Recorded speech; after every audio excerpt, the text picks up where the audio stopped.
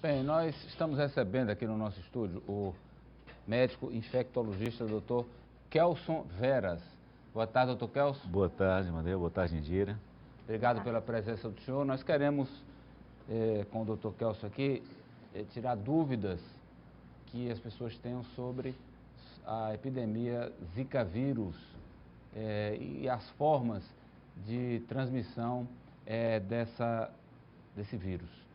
Doutor Kelson, há muitas informações que são verdadeiras, mas também há muitos mitos espalhados, porque o que nós temos, na verdade, é uma avalanche de informações, muitas delas desencontradas, sobre o Zika vírus. Então, gostaria que o senhor nos ajudasse aqui a esclarecer alguns pontos. Um que eu ouvi muito, doutor, foi o seguinte, de que esse Zika vírus ele é resultado de vacinas vencidas, que foram inoculadas na população brasileira, vacinas contra a rubéola. Isso é fato, doutor? Não, isso é uma mentira, né, de grande má-fé, uma tentativa de se desestimular as mães a oferecer para os seus filhos algo que faz um enorme bem a essas crianças. Então é uma mentira deslavada, né? Uma mentira com intenções bastante maldosas. Doutor, crianças de 1 a 7 anos e idosos estão nesse momento apresentando sequelas referentes ao Zika vírus?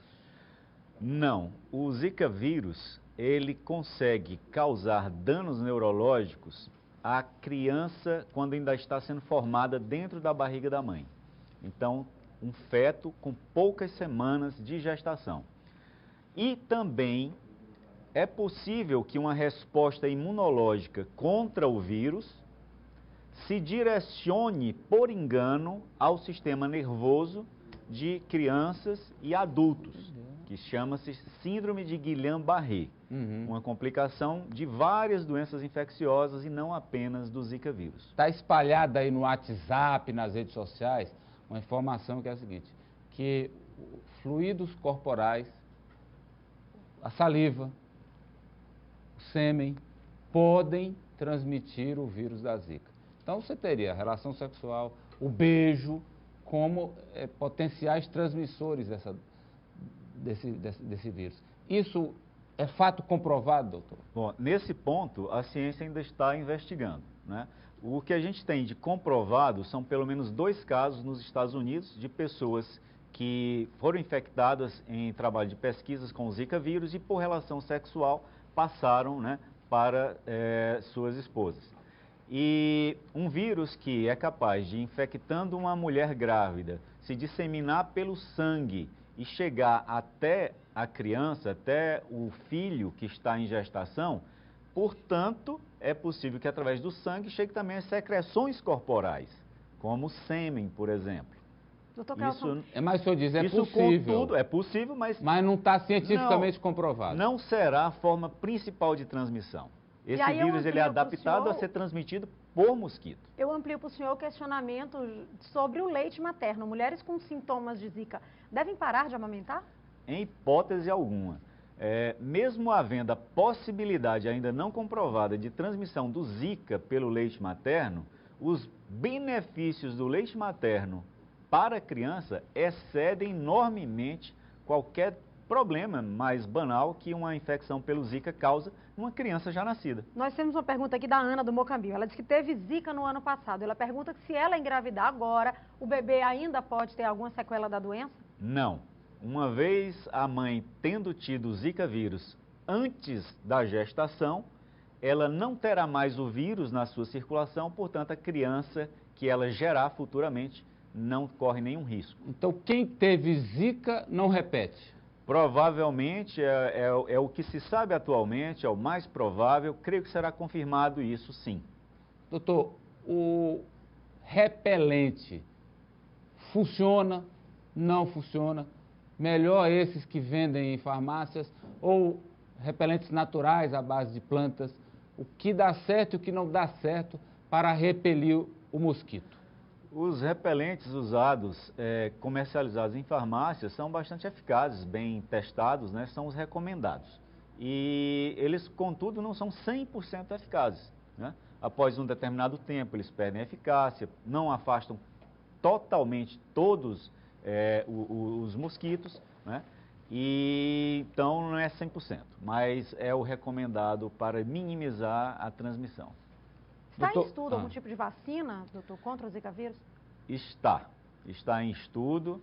É uma vacina que talvez não seja tão difícil, uma vez que é apenas um tipo de Zika vírus, então isso costuma ser mais fácil de sintetizar. Mas é algo para um horizonte muito distante, né? 5 anos pelo menos. É possível que a pessoa tenha o vírus e ele não se manifeste, que a pessoa não tenha sintomas? Sim, exato. De fato, na realidade, o que os pesquisadores nos dizem é que 80% das pessoas que têm contato com o Zika vírus não vão manifestar nada. Ninguém vai nem saber que teve a infecção. Então, nesse caso, uma gestante, ela tem o vírus, mas não sabe que tem porque ele não apresenta sintomas. Mesmo assim, ele poderá causar microcefalia?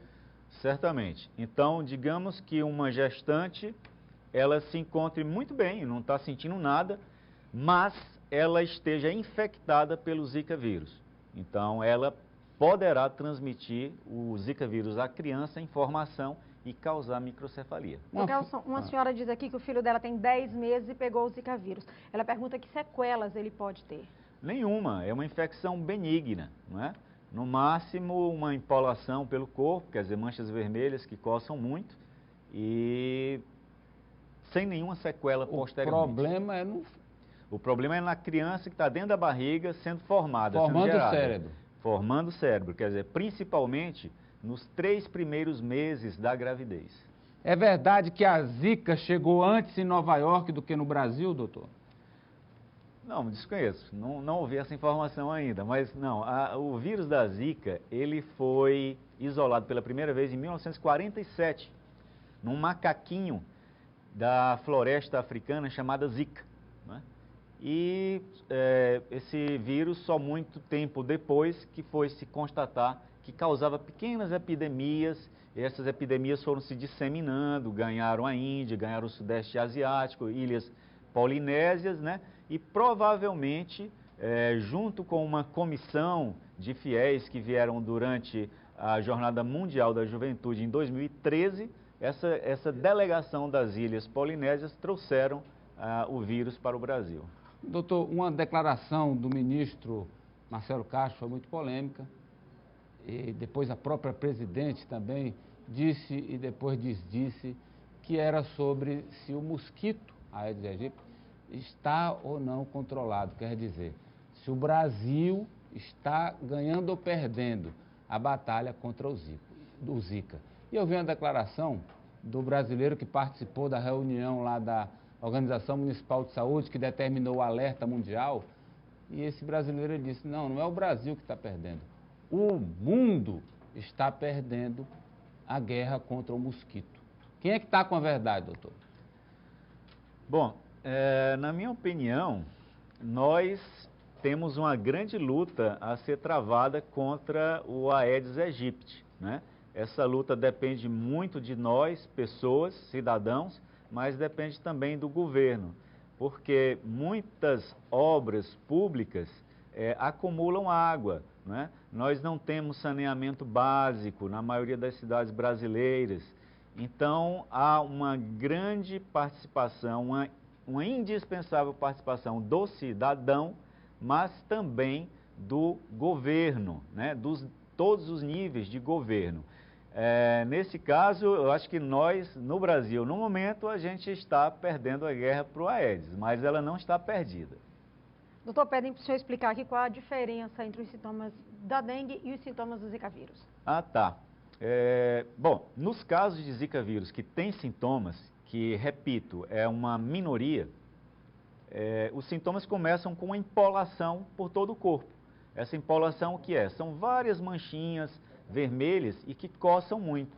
É raro a pessoa ter febre, no máximo uma sensação febril. E pode também sentir dor no corpo. Já a dengue é aquela doença que começa subitamente, com febre elevada, muita dor no corpo, e só depois de uns 5 dias, quando a febre cessa, é que aparece, em alguns casos, essas manchas no corpo, que coçam, né? São pruriginosas. A Renata, aqui do Lourival Parentes, meu filho tem 7 anos. Ele corre o risco de ser picado pelo mosquito e contrair o vírus e desenvolver hidrocefalia? Mães, fiquem tranquilas, tá? As crianças já nascidas, elas não correm o risco de doença neurológica grave, tá? Esse problema se restringe à mãe que adquire a infecção e a criança está nos primeiros meses de formação dos seus órgãos. Então, crianças já nascidas, principalmente crianças maiores, né? Nenhum risco de doença sequelar grave associada ao Zika vírus. Dr. Kelson Veras, muito obrigado ao senhor pela presença com a gente, Prazer pelas meu. informações que o senhor nos traz sobre esse problema. Sempre às ordens. Que alerta o mundo. Muito obrigado. Dispõe.